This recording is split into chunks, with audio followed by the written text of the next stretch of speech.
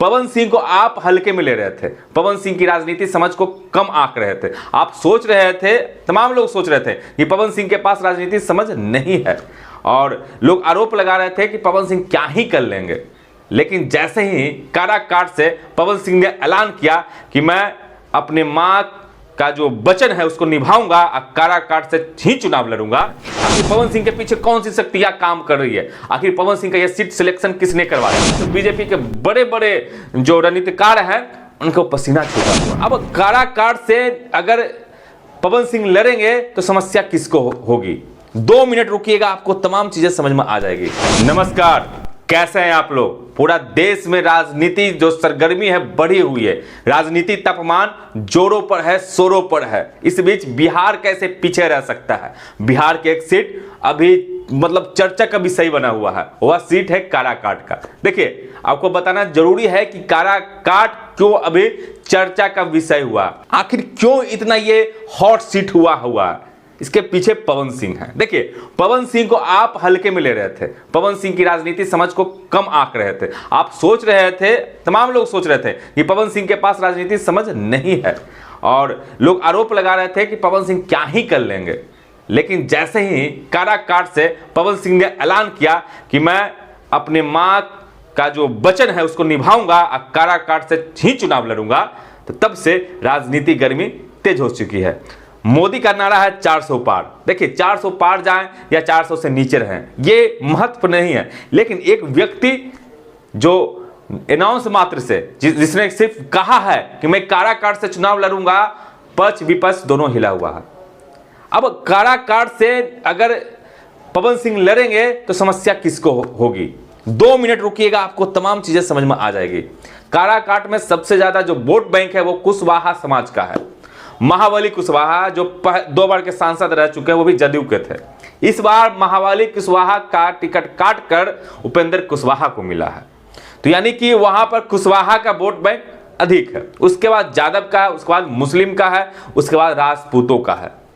चूंकि भोजपुर से आते हैं पवन सिंह, तो भोजपुर का भी कुछ विधानसभा, कुछ सीटें काराकाट से लगी हुई है, क्योंकि यह नया लोकसभा बना है।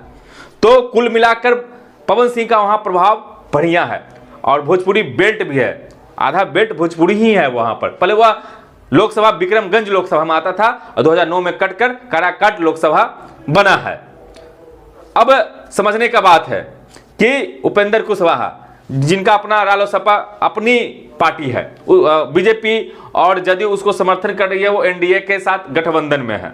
बीजेपी के सीट से नहीं ले, जहां पर बीजेपी का कैंडिडेट है उसका विरोध में नहीं गए पवन सिंह, जहां आरजेडी का कैंडिडेट है उसका ही विरोध में नहीं गए।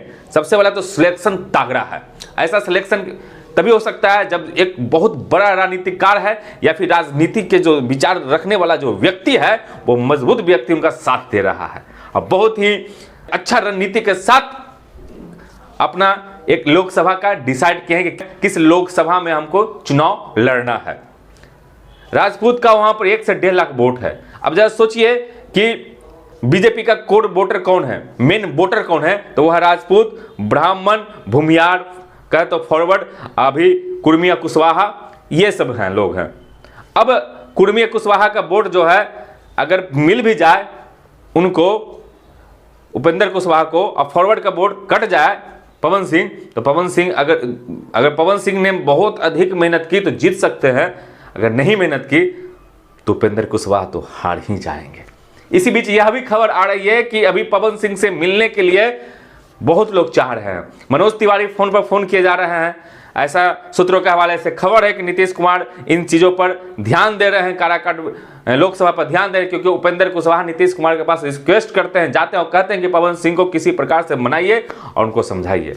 यहाँ बीजेपी के पास भी यह मैटर आती है, तो बीजेपी के बड़े बड़े जो रणनीतिकार हैं उनको पसीना छूटा हुआ है। जो उनको पवन सिंह को एक हल्के में ले रहे थे, आज वह सोचने पर विवश हैं कि पवन सिंह आखिर ऐसा कर कैसे सकते हैं, आखिर पवन सिंह के पीछे कौन सी शक्तियां काम कर रही है, आखिर पवन सिंह का यह सीट सिलेक्शन किसने करवाया। बीजेपी भी चाहती है कि पवन सिंह मैनेज हो जाए, लेकिन पवन सिंह ने जो मां से वादा किया था उस वादा को नहीं तोड़ने की कसम खाई है। अब आगे देखते हैं। अभी तो पवन सिंह ने वहां एक भी प्रचार नहीं किया है, एक भी सभा नहीं किया है, एक भी सभा को संबोधित नहीं किया है, फिर भी वह हॉट सीट बनी हुई है, फिर वह चर्चा का विषय बनी हुई है। नेशनल मीडिया पर भी उस सीट के बारे में दिखाया जा रहा है और यह बताया जा रहा है कि यह सीट पर बीजेपी को नुकसान होगा। एक सर्वे के अनुसार यूपी और बिहार का सीटों का सर्वे हुआ, कहां कहां बीजेपी कमजोर है, तो एक काराकाट भी है, वह सिर्फ और सिर्फ पवन सिंह के कारण है। तो यह है पवन सिंह का पावर, इसीलिए पवन सिंह को पावर स्टार कहा जाता है। मेरा यह वीडियो आपको कैसा लगा, यह इंफॉर्मेशन आपको कैसा लगा, आप कमेंट करें हमें जरूर बताएं।